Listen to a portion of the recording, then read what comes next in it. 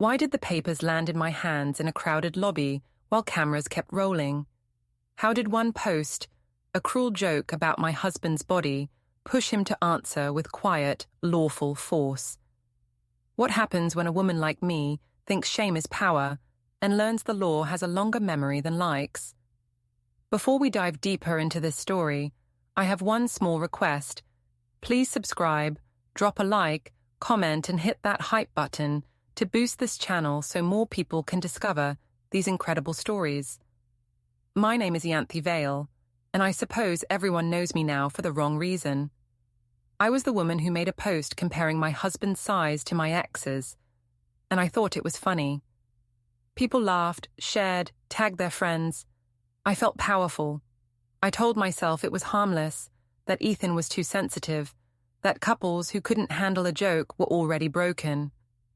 I worked the reception desk at a medical co-working office, smiled for strangers, and checked my likes during lunch. Every heart on that post felt like proof I mattered more than he did. Ethan stayed quiet. He didn't yell, didn't throw anything, didn't even argue. He just moved slower, kept his eyes on small things, receipts, mail, folders. I told friends he was sulking. I told myself silence meant guilt. The truth is, I didn't want to hear what he might say. It's easier to be the loud one when the other person refuses to fight back. I thought I could control the story, that being bold online made me safe. Now, thinking back to that night, I can still hear the sound of the bedroom door closing, quiet and final. That night started like most others, except I had a small, mean idea and too much time on my hands.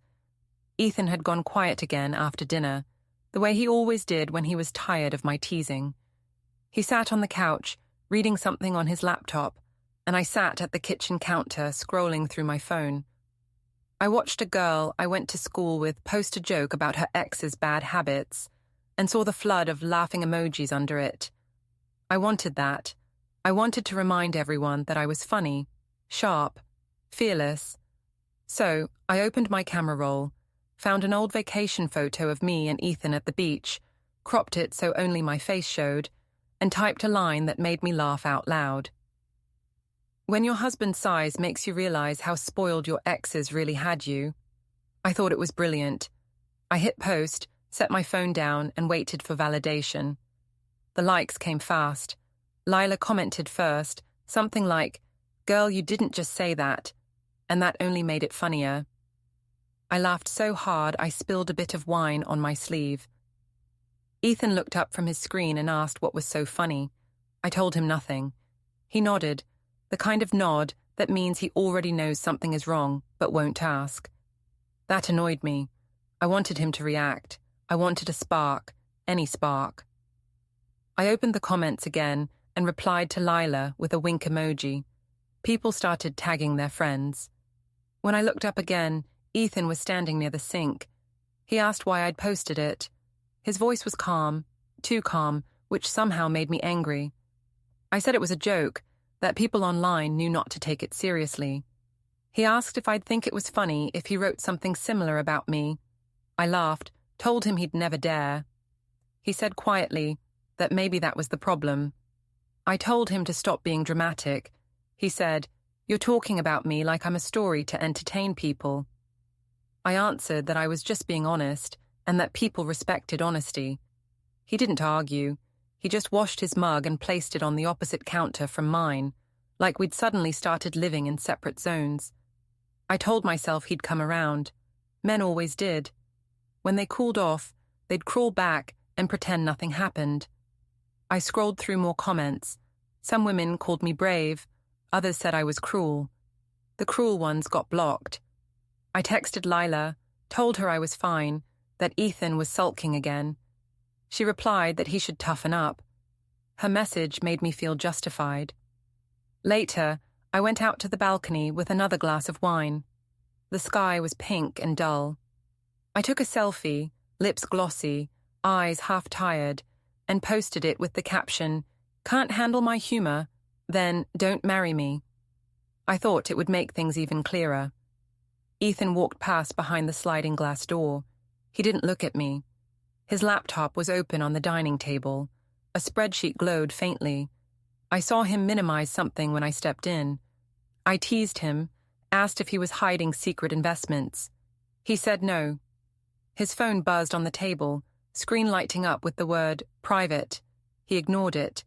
I told him he was acting suspicious, and he said I'd already posted everything about him anyway, so what privacy did he have left? I rolled my eyes and said he loved being the victim. He didn't answer. I thought silence was weakness. Now I know it was something else. When I sat back down, I checked notifications again. The post had over 2,000 views, 40 comments, and even a share from someone I didn't know. It felt like proof that I was the strong one. Ethan had gone into the bedroom by then. I followed a few minutes later, pretending to brush my teeth just to see if he'd look at me. He didn't. He folded his clothes and placed them neatly in a small overnight bag. I asked if he was leaving. He said, "Just need quiet." I said, "You can't run away because you're embarrassed." He didn't reply, only zipped the bag and walked to the guest room down the hall. I stood there, toothbrush in hand, staring at the empty doorway. The silence felt heavy. I shouted after him that everyone knew it was just humor. No answer. The guest room door closed softly, not slammed, not loud, just a click that somehow felt colder than shouting. I told myself it didn't matter. I poured another drink and went back online. Someone had reposted my caption on a meme page. Hundreds of strangers laughed. I told myself this was what real confidence looked like. That Ethan's silence was guilt, not pain. That he deserved to feel small because he had made me feel unseen. When the laughter online slowed down, I started scrolling through his social media, looking for clues. He hadn't posted anything in weeks, maybe months. I noticed his profile picture was still of the two of us, and that bothered me.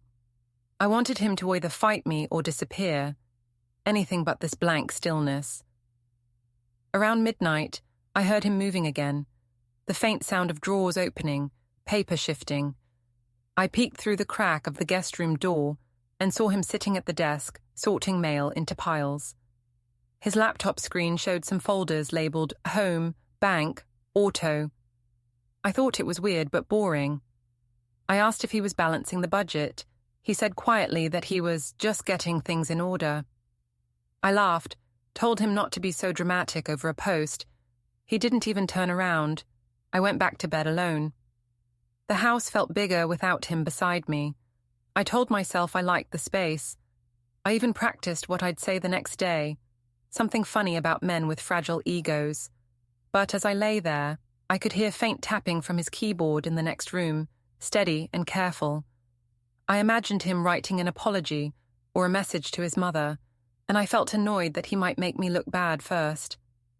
I opened my phone again and posted on my story. Some people can't handle a confident woman. Not my problem. It got a few hearts. That made me smile. I rolled over and pulled the blanket tighter. When I woke up in the morning, the bed beside me was untouched. His pillow still flat, his phone missing. On the counter, 2 mugs stood side by side but far apart. One still had tea in it, cold. The other was spotless and dry. The guest room door was closed. I told myself he'd come out soon. But as I reached for my phone, a new message flashed across the screen. It was from an unknown number, no name, just a preview that disappeared before I could read it. The tiny vibration filled the room, sharp and strange.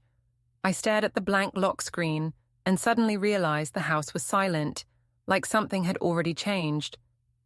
By the next week, everyone at work had seen the post. I knew it before anyone said a word. The whispers changed tone when I walked through the door. Lila tried to make small talk about coffee orders, but her voice was too high, too careful. I smiled like nothing was wrong. I thought if I acted proud, they'd see confidence, not shame. The reception desk sat right under the clinic's glass logo, and I stood there in my new blouse, pretending I didn't notice 2 patients staring at me while waiting for their appointments. One of them whispered something to the other and laughed. I told myself it was about something else. Around 10, Soraya, my manager, called my name. She was small, serious, and always careful with words. She said we needed to talk privately. I joked that I wasn't stealing pens, but she didn't smile. Inside the small HR room, the blinds were half drawn, and a printed screenshot lay face down on the table. I recognized the corner of my own caption peeking out. I wanted to grab it, but I folded my arms instead. Soraya said she respected my personal life, but reminded me that our clinic's image mattered. She said staff were connected to the brand online. I said my page was private, even though it wasn't. She said screenshots travel. I told her people were too sensitive, that women should be able to joke about relationships without punishment. She didn't argue, just took notes in her small notebook. Lila sat outside pretending to organize papers, but I saw her looking toward the HR door every few seconds. She'd helped me come up with half those captions, but now she was quiet. When I came back to the desk, she said people would forget soon. I said I hoped so, but I didn't mean it. I didn't want them to forget. I wanted them to admit I was right. At lunch, I scrolled through my comments again. The post had spread further. Some gossip accounts had picked it up. They didn't use my name, but anyone local could tell. One of the trainers from Marco's gym had left a laughing emoji. It thrilled and scared me at the same time. Ethan still hadn't said a word since that night. He slept in the guest room, left before I woke up, and came home after I'd gone to bed. I texted him a few times about bills, just to make him answer something. He always replied with short words like paid or handled. That afternoon, the office grew quiet when Soraya walked past again. I could feel eyes following her. She leaned over my desk and whispered that it might be best to take down the post completely. I told her that deleting it would make me look guilty. She sighed and said that sometimes dignity means walking away from attention. I smiled and said I'd think about it. The truth was, I'd already doubled down. The night before, I'd shared a story calling people fragile for not understanding humor. Later that day, a delivery man came in with a bouquet of cheap red roses. There was no card. Lila teased that maybe Ethan had forgiven me. I said it wasn't from him. She asked who then. I shrugged. I had a guess. Marco had been messaging me again, short lines like, "You good?" or "Ignore the noise." I liked that he acted like a protector, even if he didn't mean it. At closing time, as I was locking the reception desk, I noticed Soraya's office light still on. Through the glass, I saw her typing an email with my name in the subject line. I stepped closer, pretending to straighten a plant. The line visible on the screen said, "Follow-up regarding employee social media conduct." I froze, then turned away quickly. At home that night, Ethan was already there, sitting at the dining table. His laptop was open again, the screen faintly glowing. I said hello, and he said nothing. I walked over to see what he was working on, but he minimized the window fast. I caught a glimpse of a calendar with a reminder. Meeting, personal. I laughed and asked if he was seeing a therapist. He said softly, "Something like that." I told him therapy wouldn't help if he couldn't take a joke. He didn't rise to it. He just kept organizing papers into neat stacks. I went to pour myself a drink, pretending not to care. When I glanced back, he had added a sticky note to the key hook by the door. It read, "Bring forms." I joked that he was turning into an accountant. He said, "Someone has to be organized." His tone was flat, calm. I wanted to break the silence, so I told him Soraya had lectured me about the post. I said everyone was being ridiculous, that I was the one being judged while he got sympathy for nothing. He looked up for the first time that evening. His eyes didn't look angry, only distant. He said quietly, "People see who we really are when we think they're not watching." I rolled my eyes and said, "You sound like a fortune cookie." He nodded once and gathered his papers. He left the room without another word. I followed him to the hallway, but he turned the corner into the guest room. I heard the door close. Again, that same soft click.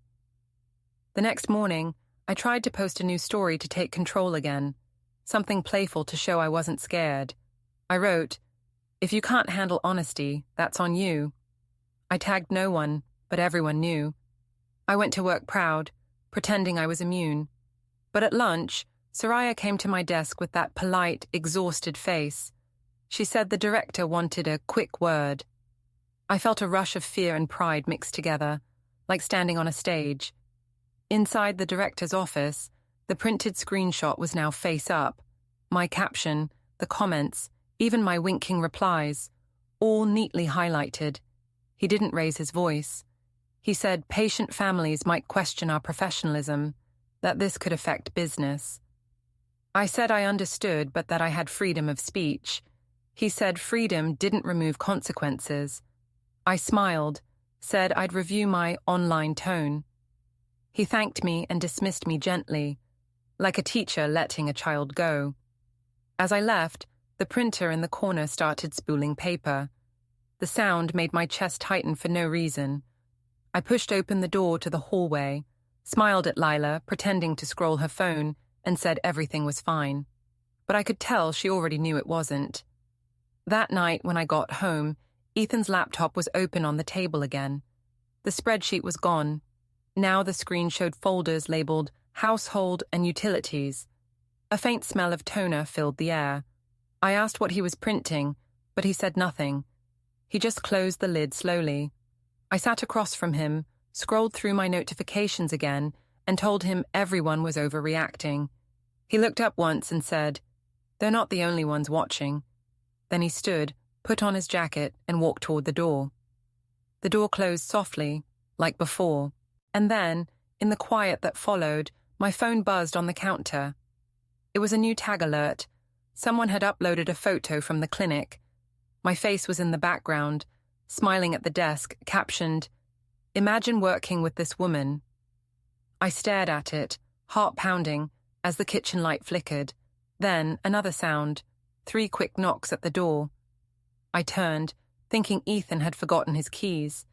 But when I opened it, the hallway was empty, and down the corridor, I heard the faint click of an elevator closing. By the weekend, I convinced myself the tension had blown over. People online move fast, I told myself. New scandals appeared every day. So when Lila invited me to a friend's rooftop party, I said yes immediately. I needed noise, laughter, proof that I still mattered. I spent an hour getting ready. Red lipstick, hair ironed flat, short dress that Ethan once said was too bright. When I came out of the bedroom, he was sitting on the couch with his laptop again. He didn't even look up. I asked if he wanted to come. He said, without raising his head, no. I told him everyone would think we were fine if we showed up together. He said quietly, "We're not." I rolled my eyes, called him dramatic, and left. The night air was warm, the city loud. On the rooftop, fairy lights hung over long tables, and speakers played old pop songs. Lila waved me over. "You made it," she said too loudly, already a little drunk. I smiled and hugged her, pretending everything was perfect. Marco was there too, leaning against the railing, wearing that smirk that made him look like he knew something others didn't. When he saw me, he said, "You survived the internet." I laughed like it was a victory. As more people arrived, I felt the attention again. Someone asked if Ethan had forgiven me yet. I said he knew I was joking and that we were fine. They laughed, but a few didn't. One woman whispered something to another, and I caught the word cruel. I ignored it. I lifted my glass, said we should make a toast to honesty in relationships.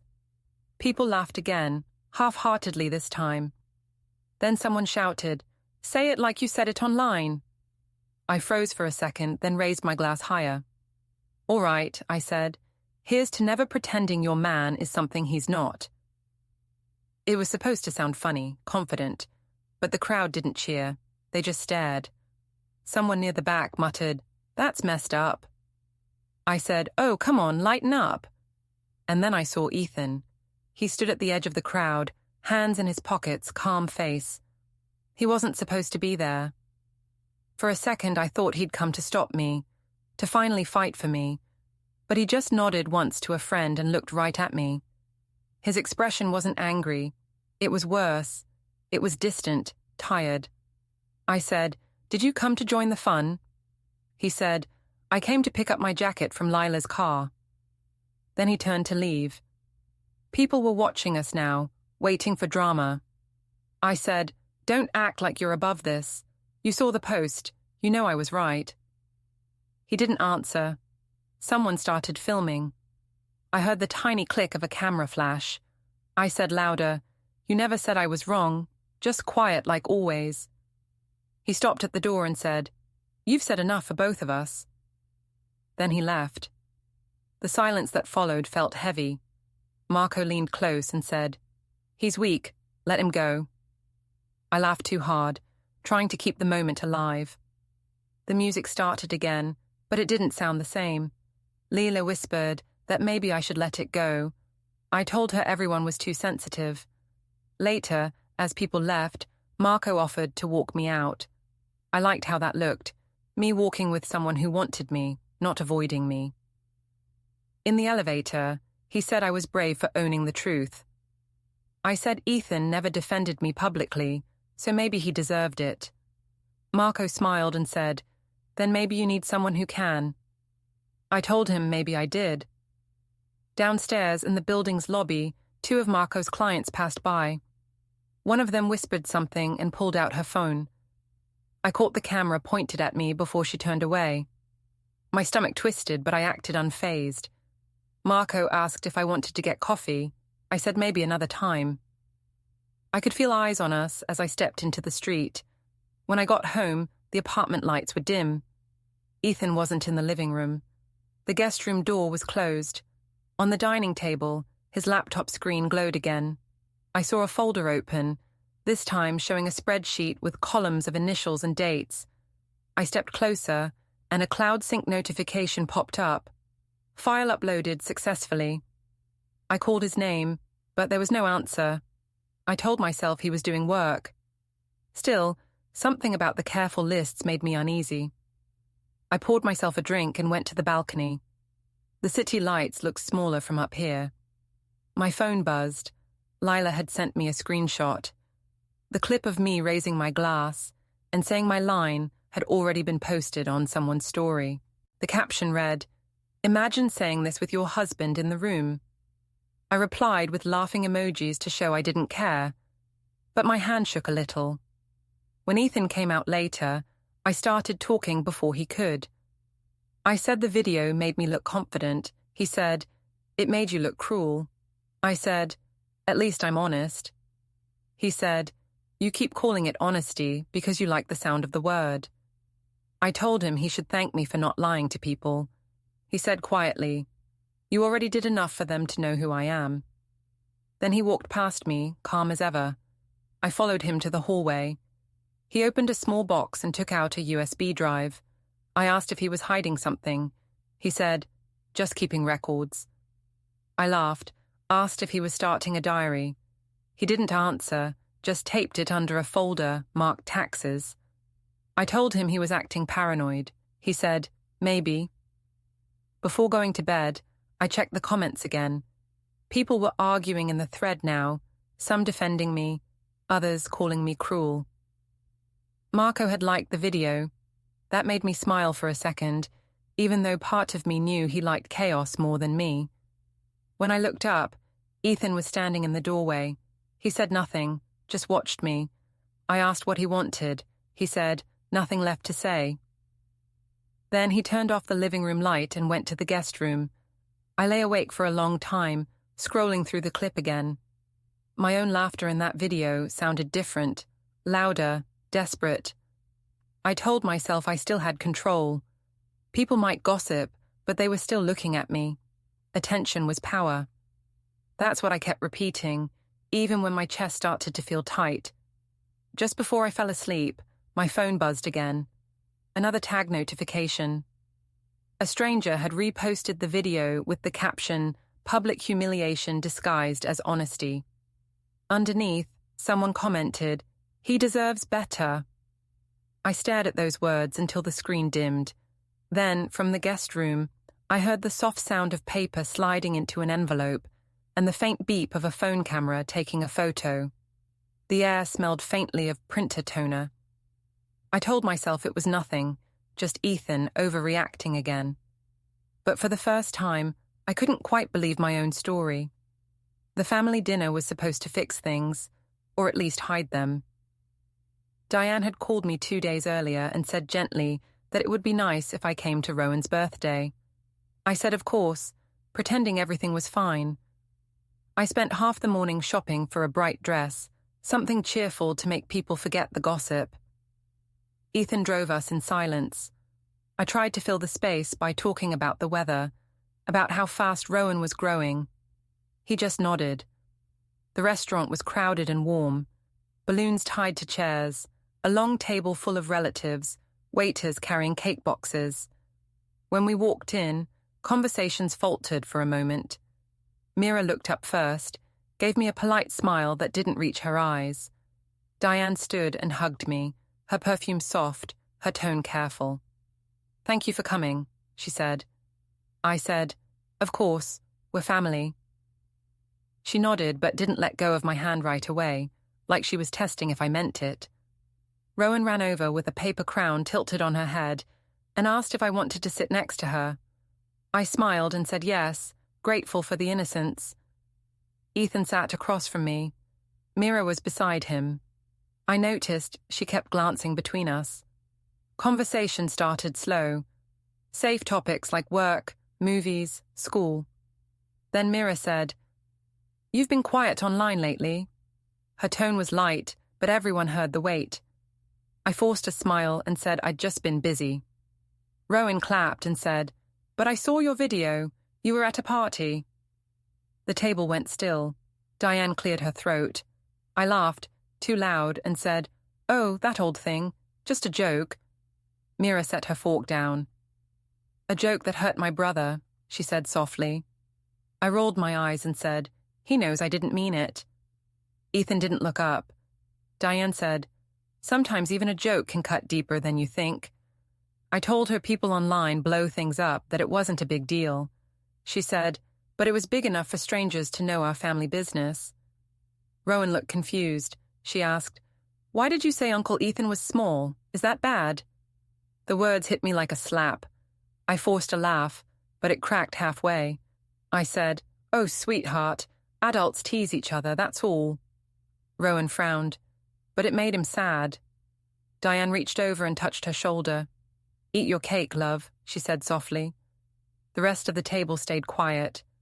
I looked at Ethan, waiting for him to defend me, but he just folded his napkin neatly and said, "It's fine, Rowan. Everyone makes choices." Mira muttered, "Some keep repeating them." I snapped, "Don't start acting perfect now." She looked at me calmly. "I don't need to act," she said. The waiter came with the cake, sparklers crackling. I clapped along, trying to look cheerful. When Rowan leaned to blow out the candles, I whispered to Ethan, "Can we talk later?" He said, "No need." That tone again, flat, final. After the candles, Diane suggested a family photo. I stood next to Ethan and placed my hand on his arm. He didn't move. The flash went off, and I could feel the space between us showing even in the picture. Mira offered to send it to everyone later. When it was time to leave, Diane hugged me again but said, "I hope you find kindness again, Ianthe." I smiled tight and said, "Kindness is overrated when honesty scares people." She sighed but said nothing more. Outside the restaurant, the air felt cooler. I walked ahead of Ethan toward the car. He stopped to talk to Mira by the door. I heard my name but not the words. When he caught up, I asked what that was about. He said, "She wanted me to stay with her tonight." I laughed like it was absurd. "So you're running away to your sister?" I said. He didn't answer. The drive home was silent again. Street lights flashed over his face, calm and unreadable. I wanted him to yell, to say something ugly, so I could feel like we were still connected. But he just drove, hands steady on the wheel. When we reached the building, he parked and sat there for a moment before saying, "You should start thinking about what you really want." I said, I want my husband to grow a backbone. He nodded once. Maybe I will. Then he got out. Inside the apartment, I threw my purse on the couch and went to the mirror. My makeup still looked perfect. I told myself that meant control. Ethan came in behind me, holding a thin binder labeled Utilities. It looked thicker than it should. I asked what it was. He said, "Just sorting things." I said, "Since when do bills need a binder?" He said, "Since people forget what's important." He walked to the guest room and closed the door. The faint sound of paper sliding filled the hall. I poured myself a drink, stood by the window, and told myself I was done trying. Later that night, I saw something new on the wall planner near the fridge, a red-circled date. I didn't remember drawing it. I called out, "What's happening that day?" He said, "Just something I need to do." I laughed. "A secret mission?" He didn't answer. I looked around and noticed other small things.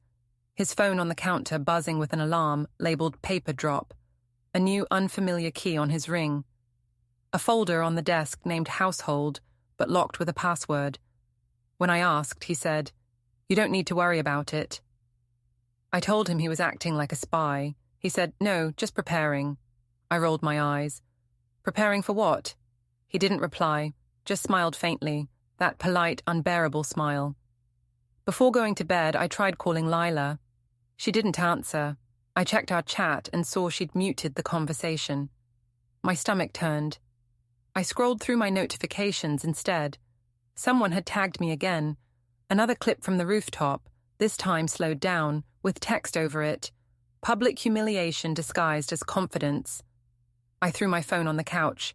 I told myself I didn't care, but my hands wouldn't stop shaking. Ethan came out of the guest room to get water. I asked if he'd seen the new video. He said, "No." I said, "They're twisting everything. You should tell people it wasn't that serious." He looked at me for a long time and said, "People already believe what they saw." Then he went back to his room. I stayed awake half the night, pacing the living room, imagining what people were saying now. I rehearsed lines in my head, how I'd spin it, how I'd make it sound empowering. Around 3 a.m, I heard the faint buzz of his phone again.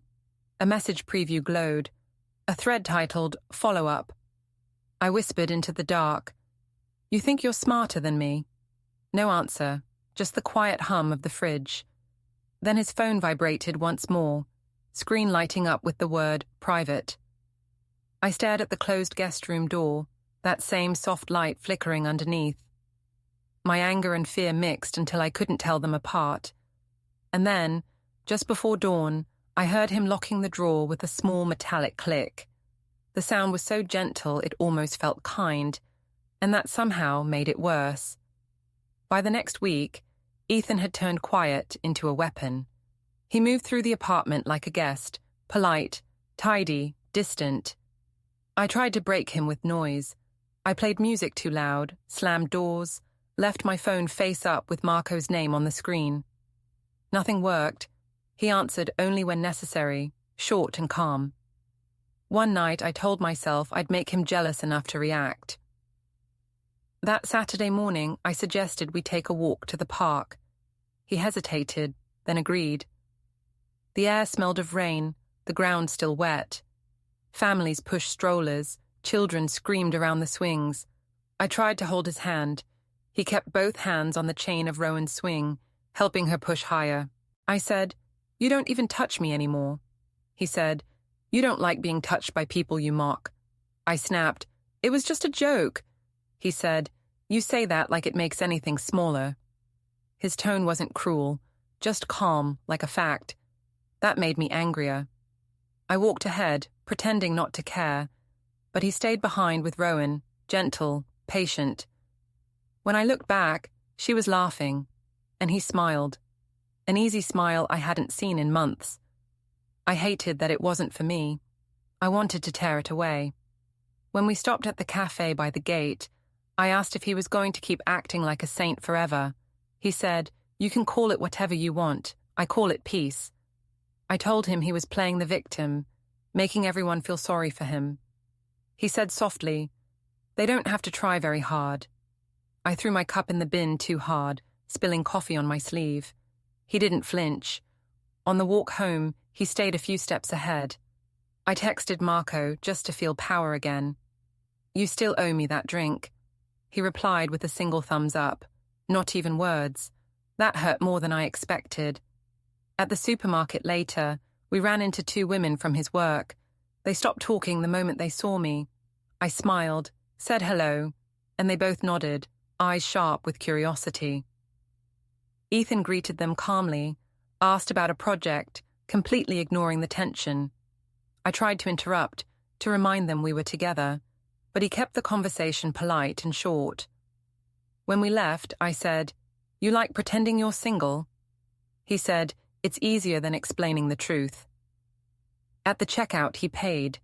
I used his points card without asking, swiping it like it was proof of belonging. The cashier looked from him to me and back again. The silence between beeps felt endless.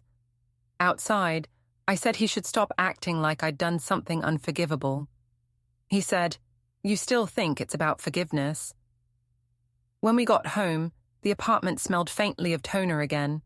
I didn't even know he owned a printer until recently.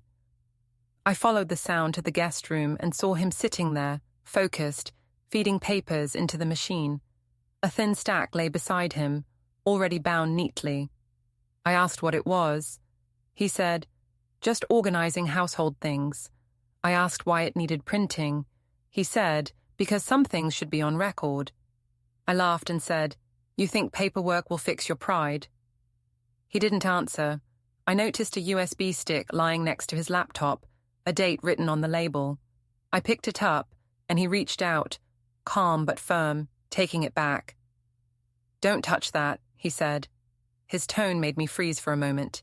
I told him he was becoming obsessive.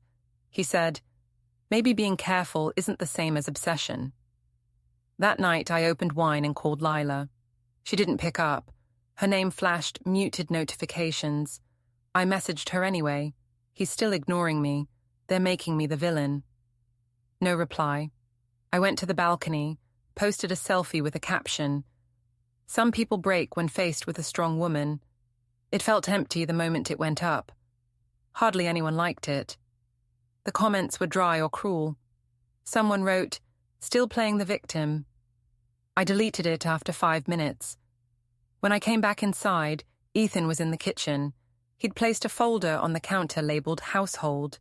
Inside were receipts, notes, and one plain sheet of paper titled Statement. No letterhead, no numbers. Just that word. I laughed. "What's this supposed to be? A diary?" He said, "Something to help me remember what matters." I told him to stop with his symbolism. It was creepy. He looked straight at me and said, "I'm not angry anymore, Ianthe. That's what scares you." He was right. His calmness felt like a wall I couldn't climb. The next morning, a soft mechanical hum woke me. The shredder was running in the guest room. I got up and opened the door. He was feeding old bills into it, one after another. The sound was low and steady. He said without turning, "You should get some rest." I said, "You're acting insane." He said, "You'd prefer if I shouted. That's your language." I slammed the door behind me. By noon, he'd dressed neatly, wearing the same jacket he wore to serious meetings. He packed a small folder into his bag. I asked where he was going. He said, "Downtown." I said, "For what?" He just glanced at his phone. The screen showed a reminder, "Downtown, 3:40 p.m. He said, "Just errands." When he left, I followed to the window.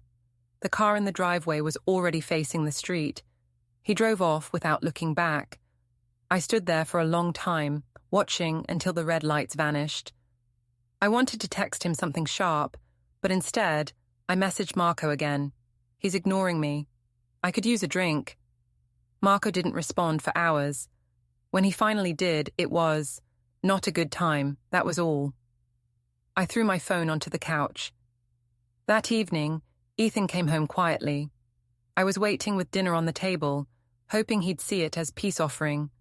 He nodded politely, ate a few bites, then started clearing his plate. I said, "You can't just pretend this is normal."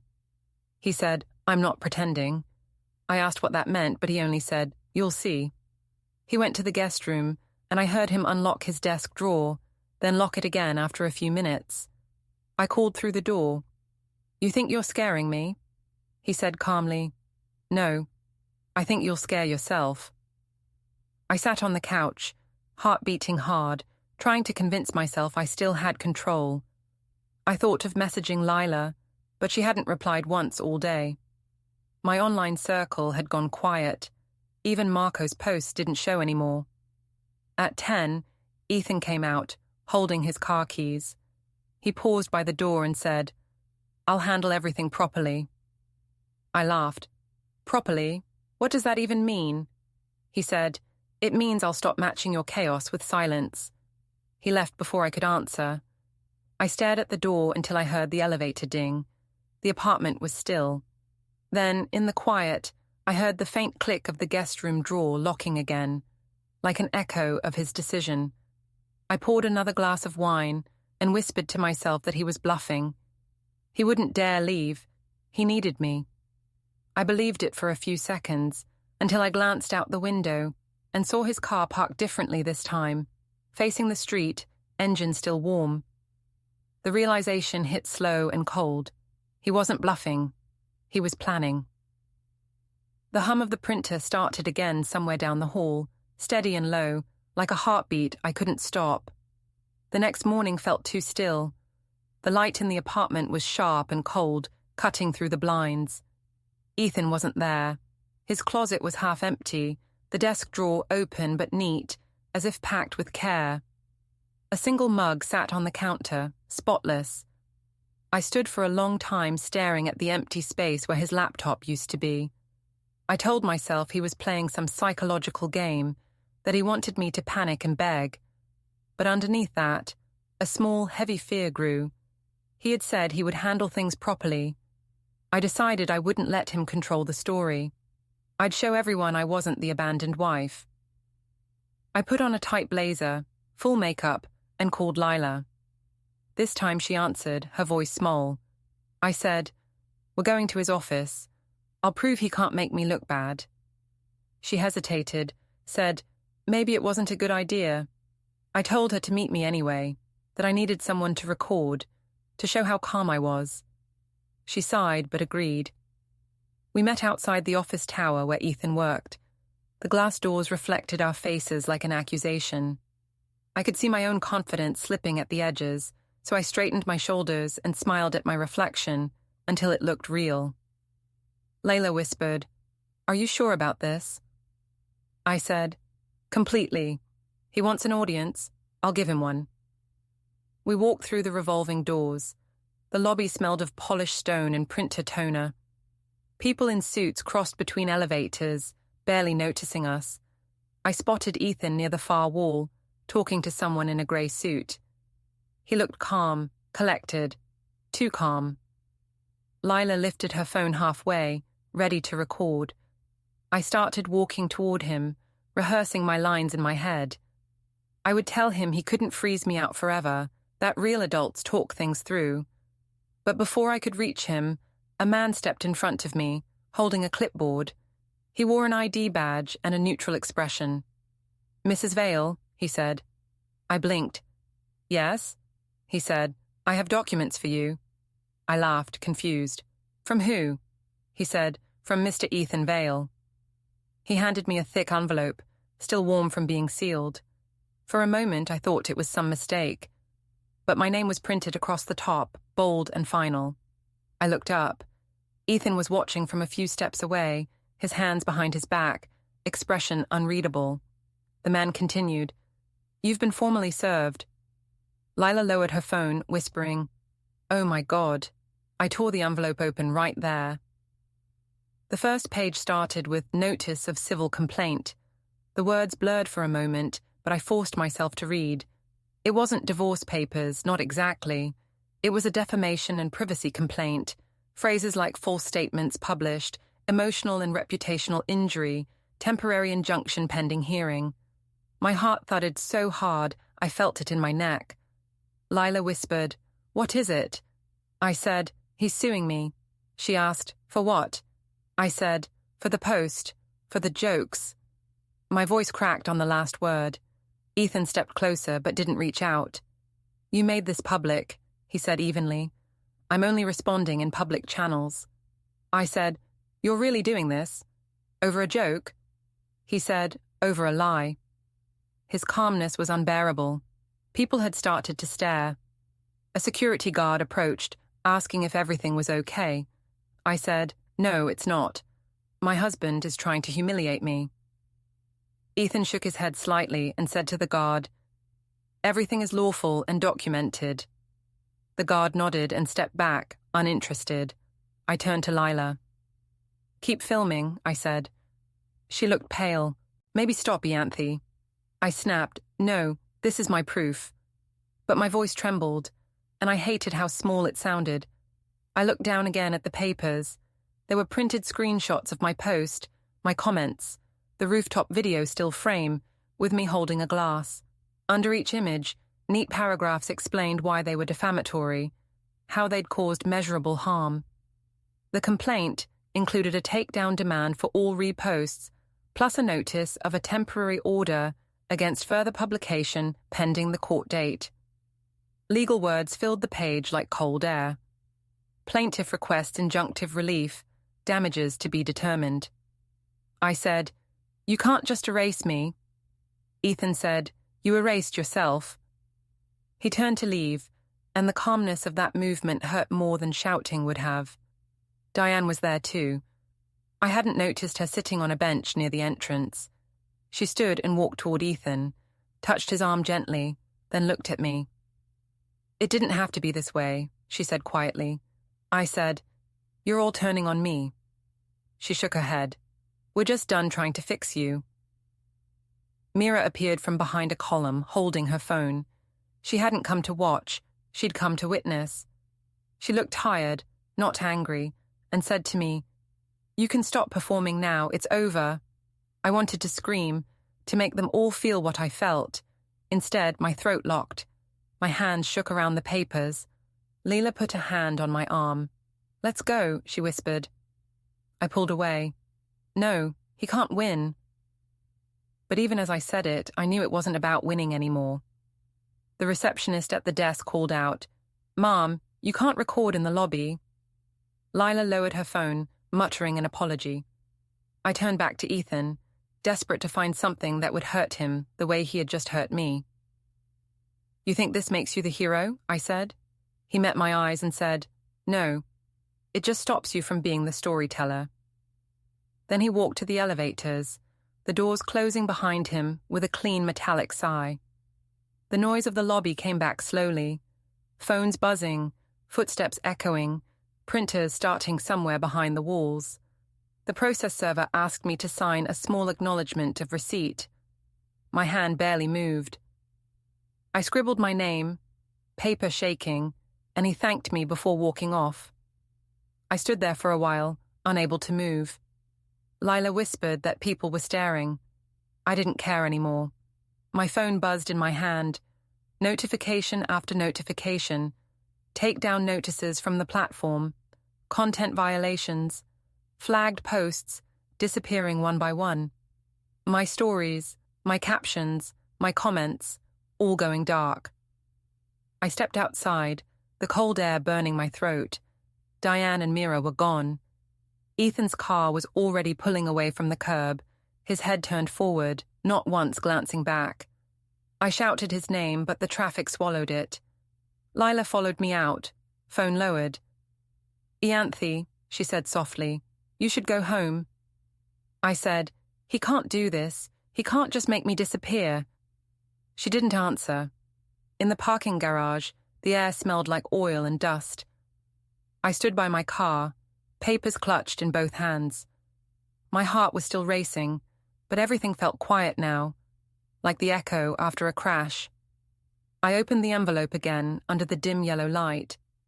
On the last page, in small print, was the line that broke me.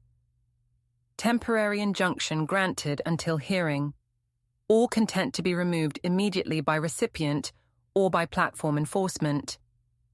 I looked around, half expecting someone to laugh, to tell me this was a joke reversed on me, but there was only the sound of my own breathing and the slow drip of water from a pipe overhead. I slid the papers back into the envelope, leaned against the car, and finally exhaled.